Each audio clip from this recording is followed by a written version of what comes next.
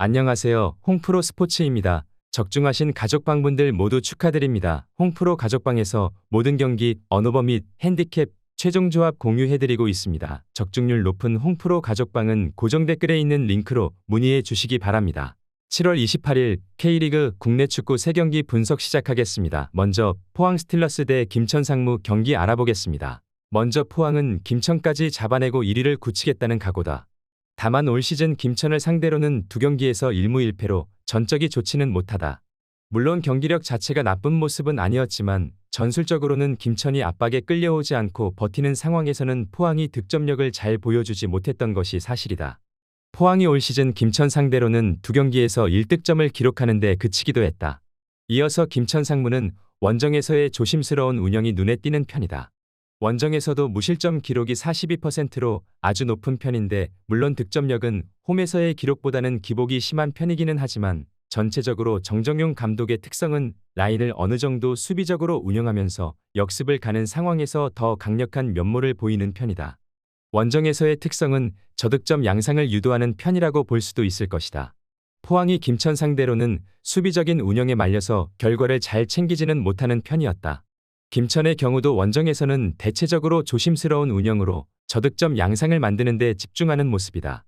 대체적으로 팽팽한 흐름으로 이어질 가능성이 높다고 본다. 무승부를 추천합니다. 이어서 경남FC 대 천안시티 경기 알아보겠습니다. 먼저 경남은 대체적으로 공격적인 성향이 장점이자 단점이다. 경기가 잘 풀리는 상황에서는 성남을 상대로 대승을 기록하는 등 화력 축구를 선보이지만 미스가 나오는 상황에서는 실점이 상당히 잦은 편이다.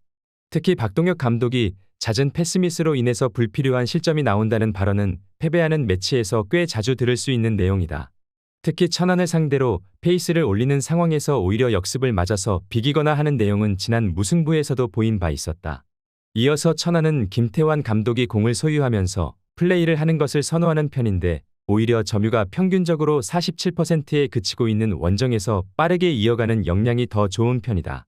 물론 원정에서도 늘 높은 실점 기대 수치를 기록하기는 하는데 하프 스페이스에서의 수비가 불안한 것은 김태환 감독의 단점 중 하나라고 볼 수 있다. 그래도 윙어의 간결함과 윙백의 공격적인 활용 등 전체적으로 측면을 공략하는 역량은 좋다고 평가를 해줄 수 있을 것으로 보인다. 경남은 빌드업 상황에서의 미스가 눈에 띄는 모습이고 천안은 하프 스페이스에서의 수비적인 약점이 눈에 띄는 모습이다. 무승부도 나쁘지는 않은 수라고 보이는데 천안이 공격적으로 나서는 팀들을 역습으로 저격하는 식으로 원정에서 강하고 지난 대결에서도 무승부를 기록하기도 했다. 무승부를 추천합니다. 영상은 잘 보고 계신가요?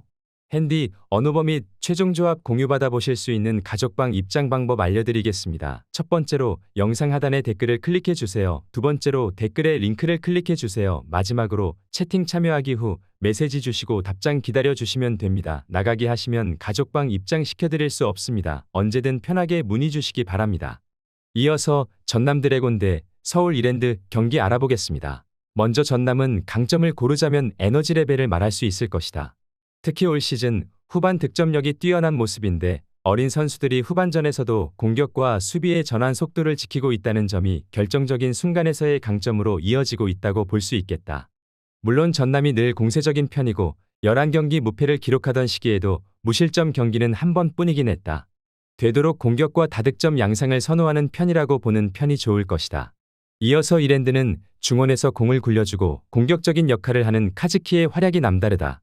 다만 이랜드의 문제는 수비가 될 것인데 특히 오스마르와 김호규 두 노장의 플레잉 타임이 상당히 긴데 이 때문에 이 두 선수가 후반전에 보여주는 안정감을 장담하기는 어려울 듯하다. 특히 공을 잡고 풀어가는 빌드업 상황에서 실수가 나오게 되면 이랜드의 수비는 급격하게 흔들리는 상황에 직면하게 될 수도 있을 것으로 보고 있다. 두 팀 모두 라인을 올리고 플레이를 하는 공격적인 팀이다. 따라서 난전 상황을 생각하는 것이 합리적일 것이다.